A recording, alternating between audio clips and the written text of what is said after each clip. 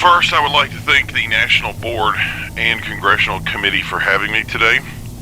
My name is Terry Pearson, and I'm the acting head of Civil Defense, and I officiate the lead management contact team for the PACE virus, and I have for some time now.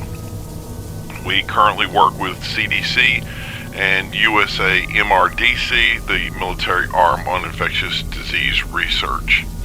I wish our meeting today would convey better news, but it's more important that we begin taking steps to mitigate the threat we now face. It is my understanding that this private meeting will only be attended by those with top security clearance. It is important to remind the attendees that any information provided here is considered confidential and should not be shared without prior authorization from my department to support national security efforts. In the last week, we've seen a resurgence of what has now been labeled the PACE pathogen, the nature of which is not clearly known. In the past, this illness has infected a minuscule amount of population, and in some cases single digits, and its origins have eluded us. What we do know is the pathogen is that there is a latency period once contracted in various forms, but once it takes hold, it quickly reduces the faculties of the recipient to basic functionality. They are unable to speak, use complex tools, lose any semblance of personality or self-awareness, and in some instances simply freeze in place like statues. The victim does adhere to a need to maintain life by feeding. We have witnessed these individuals feeding on animals, but their main form of sustenance seems to target other people. They attempt to feed on humans. That's correct. We've done our best to limit this understanding to the public and simply describe them as rabid attackers, but it's clear that they do not actively attack individuals. In fact, they can become what we believe is satiated in some way and will simply do nothing. Unfortunately, due to social media, it's been very difficult to limit the spread of this information. Due to the perceived symptoms of the infected, it was originally believed that this was drug-related. It primarily affected addicts with severe choices in their drug of choice, and the gestation time seemed lengthy, but in the last week, that's all changed. There is no individual that fits the common thread anymore. It can affect anyone and everyone. This has resulted in multiple triggering events, one primarily in Pittsburgh, Pennsylvania, and another smaller one in Atlanta, Georgia, that has since been under control at this time. It's important to know that these are not the only places that have reported illness. It has affected a worldwide population, and although we've requested staff here to refrain from using the word pandemic, well, that cat's out of the bag, so to speak. People have put 2 plus 2 together, and I think there is a joint understanding that this has gone in some respects globally. So before I continue my recommendations, I must advise that it's important that we convey a unified front if we are to mitigate loss of life. The goal is education while minimizing hysteria and unwanted injury and death. Gentlemen and ladies, if we don't go ahead of this reaction, we could make effects that are much worse than this disease. I have examples in your packet provided. Feel free to reference them. Those who don't wish to assist, please leave now. That's the severity of what we're dealing with. So, anyone? No? Good. At current, we believe millions of people have either come in contact with an infected person or have been affected in some way by this illness. 20,000 members of the National Guard in various states, mostly in Pennsylvania and Georgia, have been on active duty, mostly protecting the capitals. We've determined close to 1 million people have currently been displaced due to the illness, and we expect that number to increase as time goes on. I spoke with our Homeland Secretary this morning, and they advised that home sales in large cities have increased by 400% in the last 2 days, and we expect purchases of houses in rural areas to see a comparative uptick. People are going to start moving out of big cities. That's clear. This isn't just in the affected areas either. Boston, New York, Chicago, they're all seeing it, even if there are no public displays of infected. Against the reported numbers, we've seen infected in every state. The military arms set up a research station in Georgia where this all began, and although they do understand the methodology of the illness, they have confirmed about every result that they've seen, and the way it's spread has yielded no results. We believe it is only going to get worse.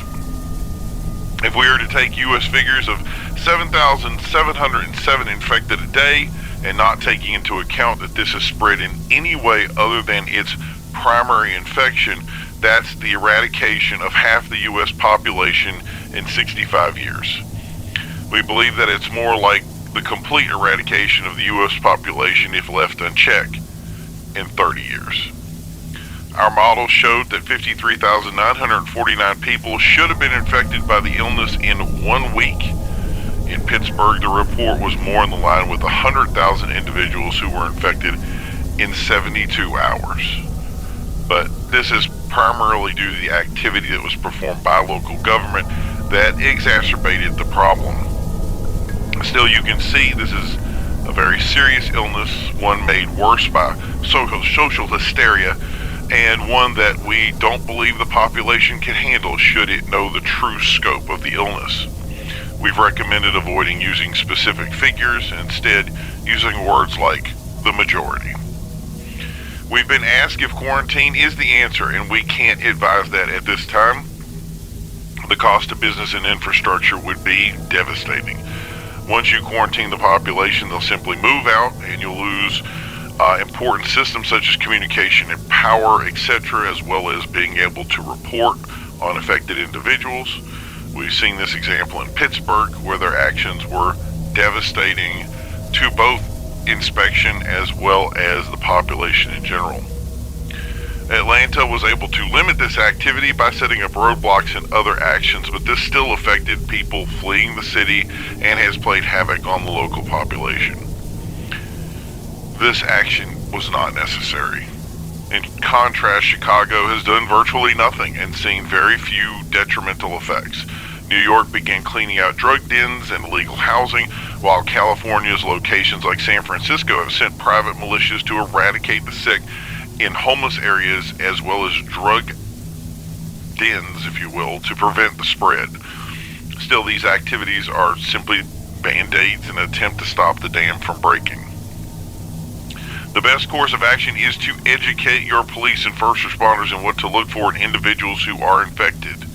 This is an important activity, which is also provided in your packet, and we advise others who they see who have been bitten by an individual to self-report to a shelter. And if they don't self-report, make sure that they find a way to get them there.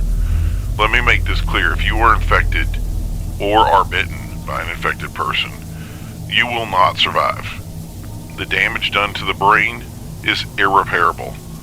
The best we can hope for in the future will be a vaccine.